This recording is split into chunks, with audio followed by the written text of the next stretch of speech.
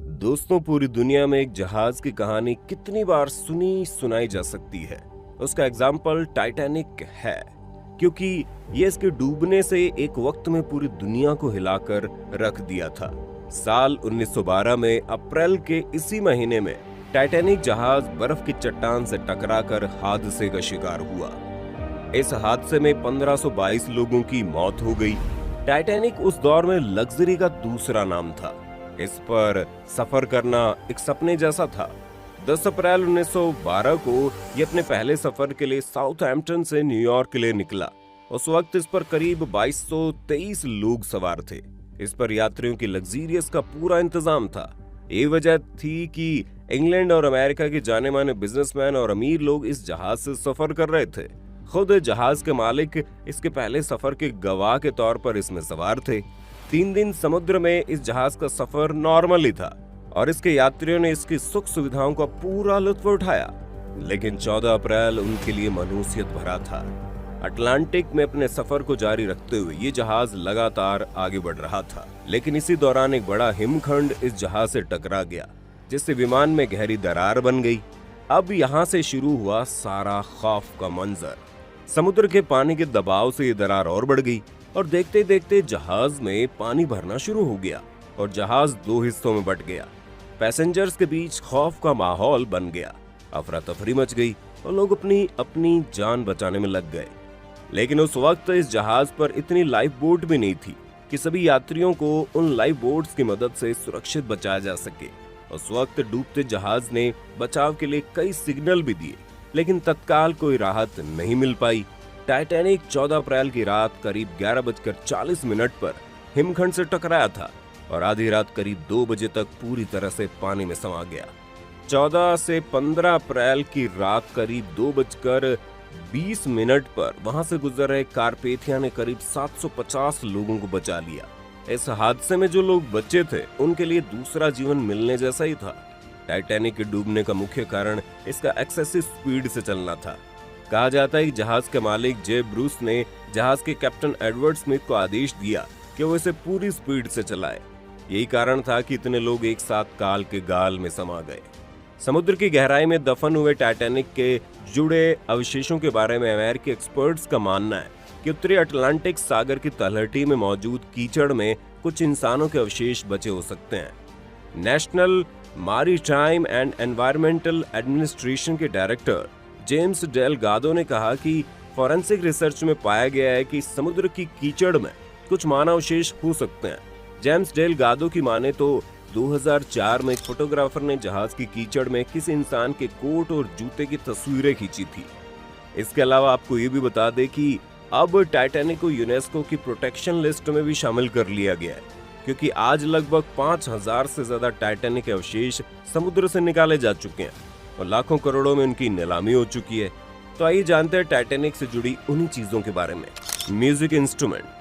Titanic के मलबे के बीच एक पुराना वायलिन पाया जाना जरूर चौंकाने वाली बात नहीं है, लेकिन इसकी बैक स्टोरी बिल्कुल चौंकाने वाली है। CNN के मुताबिक ये कोरोसिव वायलिन वही था जिसे बैंड के लीडर वॉलेस हार्टले जहाज के डूबने पर nearer my God to thee बजा रहे थे। कहा जाता है कि जब जहाज डूब रहा था तब पूरे शिप पर अफरा तफरी मची हुई थी और बैंड को पता था कि अब उनमें से कोई भी जिंदा नहीं बच पाएगा। ये जानते हुए भी वो लोगों को शांत करने के लिए साथ ही साथ खुद को और शिप में उपस्थित लोगों की अंतिम विदाई के लिए आखिर तक म्यूजिक बजाते रहे। बेशक ये दिल दहला देने वाला मंजर रहा होगा।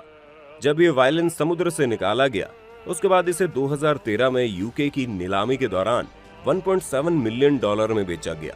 समुद्र से टाइटैनिक के अवशेष निकलते वक्त लोगों के ज्यादा सामान वहां नहीं मिले, लेकिन एक जूता मिला जो कि बेहद ही खराब अवस्था में था, जिसे देखकर साफ अंदाजा लगाया जा सकता है कि उस इंसान का क्या हश्र हुआ होगा उस वक्त। ये आज आप और मैं सोच भी नहीं सकते। किसी भी इंसान का जूता मिलना वाकई बड़ी उपलब्धि थी, क्योंकि टाइटैनिक का मलबा ही कई सालों बाद मिला था और समुद्री जीव जंतुओं के होते हुए किसी भी इंसान का कोई अवशेष मिलना बहुत बड़ी बात थी। Love letter. जी हाँ, उस दौर में स्टारलाइन कंपनी के कैबिन अटेंडेंट रिचर्ड, जो कि टाइटैनिक में मौजूद थे और अपनी ड्यूटी सर्व कर रहे थे, उन्होंने अपनी पत्नी को एक लव लेटर लिखा था।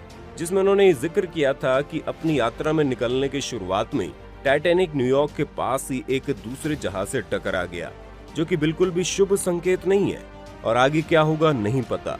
शायद उसे भी ये नहीं पता था कि वो कभी वापस नहीं आ पाएगा और ये अशुभ संकेत आगे चलकर इतने लोगों की जान काल के गाल में समा देगा।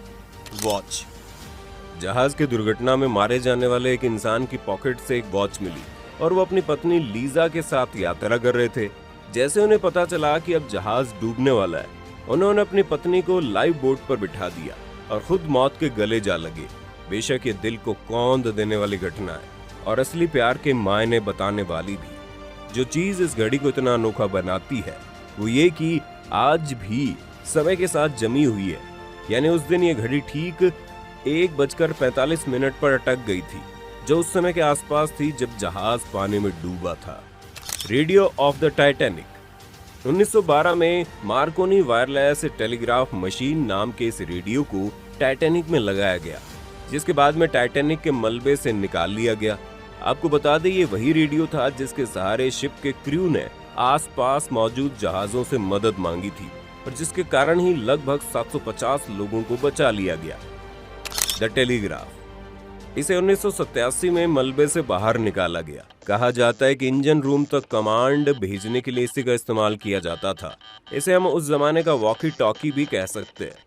जब ये दुर्घटना होने वाली थी तो सबसे पहले शिप क्रू द्वारा आइसबर्ग को देखे जाने वाला मैसेज इसी से भेजा गया, जिसके ठीक 37 सेकंड के अंदर ये शिप आइसबर्ग से टकरा गया। जैक की कहानी। आप में से जितने लोगों ने भी टाइटैनिक फिल्म देखी है वो जैक और रोज को तो जरूर जानते होंगे। जी हाँ, आज हम आपको उनकी असली कहानी बताएंगे। फिल्म से आखिरी सीन में हम में लगभग हर कोई रोया होगा और तो और हम में से ज्यादातर लोग रोज के कैरेक्टर से नफरत भी करते होंगे, क्योंकि उसने जैक को डूबने दिया। वो चाहती तो उसे बचा सकती थी, लेकिन इतने ठंडे पानी में रहने की वजह से जैक को हाइपोथर्मिया हुआ और वो मारा गया।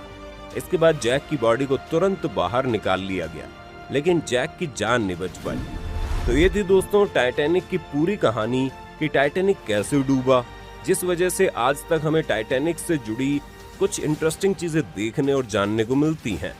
कैसी लगी आपको हमारी आज की वीडियो, हमें कमेंट करके बताना।